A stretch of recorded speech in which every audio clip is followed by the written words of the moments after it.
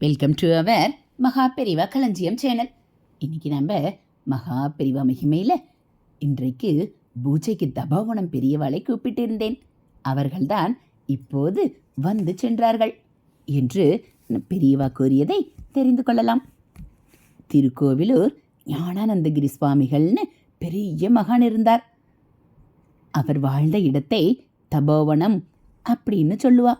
முக்காலமும் உணர்ந்த மகானவர் உட்கார்ந்த இடத்திலிருந்தே எத்தனையோ பக்தர்களை காப்பாற்றி அருள்பாலிச்சிருக்கார். எப்பவும் சிரிச்ச முகத்தோடு இருப்பார். தெய்வாம்சம் உள்ள ஞானி. இன்னைக்கு பிரபலமாக இருக்கிற நாம சங்கீர்த்தனத்துக்கு மூல காரணம் அவர்தான். ஒரு முறை அவரை தரிசனம் பண்ண வந்த ஜனங்களும் அங்கேயே இருக்கிறவர்களும் கவலைப்பட ஆரம்பிச்சுட்டா. ஏன்னா சுவாமிகள் ஒரே இடத்துல உட்கார்ந்துட்டு ஆடாம அசையாம அப்படியே ஸ்தம்பிச்சு போயிருந்தார். அதை பார்த்து என்னமோ ஏதோன்னு எல்லாரும் பதறி போயிட்டா. அதுவும் சிலை மாதிரி 5-6 நாள் அசைவில்லாம உட்கார்ந்திருந்தா. பார்க்குறவாளுக்கு பதற்றம் வந்தது. யார்கிட்ட போய் என்னன்னு கேட்கறதுன்னு பக்தர்களுக்கு புரிபடலை. அதே நேரம் சுவாமிகளை அந்த நிலையில் பார்க்கறதுக்கும் எல்லாருக்கும் மனசு சங்கடப்பட்டது. அப்போ யாரோ சிலர் எல்லாரும் உடனே காஞ்சிபுரம் போய் பெரியவா கிட்ட விஷயத்தை சொல்லி என்ன பண்ணுறதுன்னு கேளுங்கோ அப்படின்னு யோசனை சொன்னா. பக்தர்கள் சில பேர் கிளம்பி பெரியவா கிட்ட வந்து ஞானானந்தகிரி சுவாமிகள் பற்றி விவரம் சொன்னா.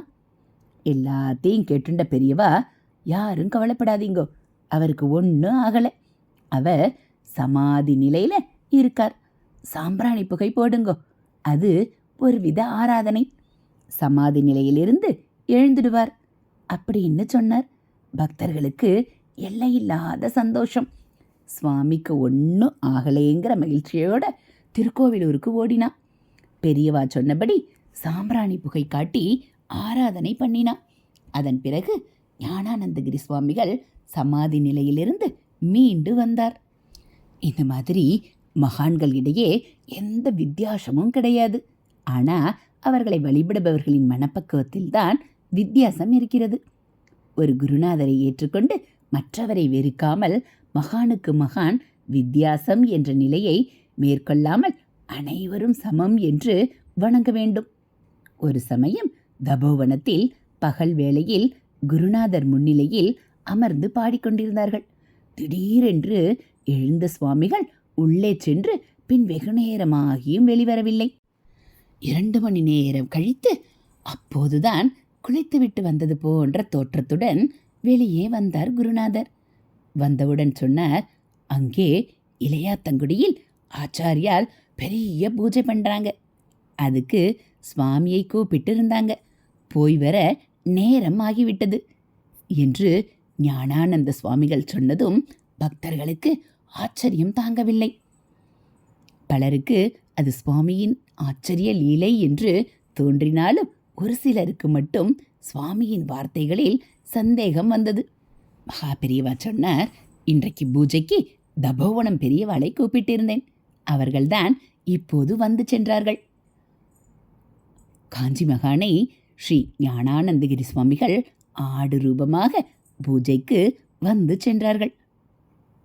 ஹரஹர சங்கர ஜெய ஜெயசங்கர, ஹரஹர சங்கர ஜெய ஜெயசங்கர. மகா பெரியவா சரணம்.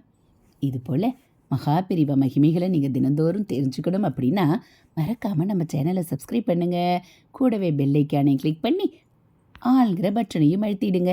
அப்போ நம்ம போடக்கூடிய வீடியோக்கள் உங்களுக்கு உடனே நோட்டிஃபிகேஷனாக வந்துடும். நம்ம சேனலில் வரக்கூடிய ஆன்மீக கதைகள், மகா பெரியவா மகிமை, தெய்வத்தின் குரல் பகுதிகள் எல்லாம் உங்களுக்கு பிடிச்சிருந்தா ஒரு லைக்கும் கமெண்ட்டும் கொடுத்து உங்களுக்கு தெரிஞ்சவங்களுக்கும் ஷேர் பண்ணுங்கள். தேங்க்யூ.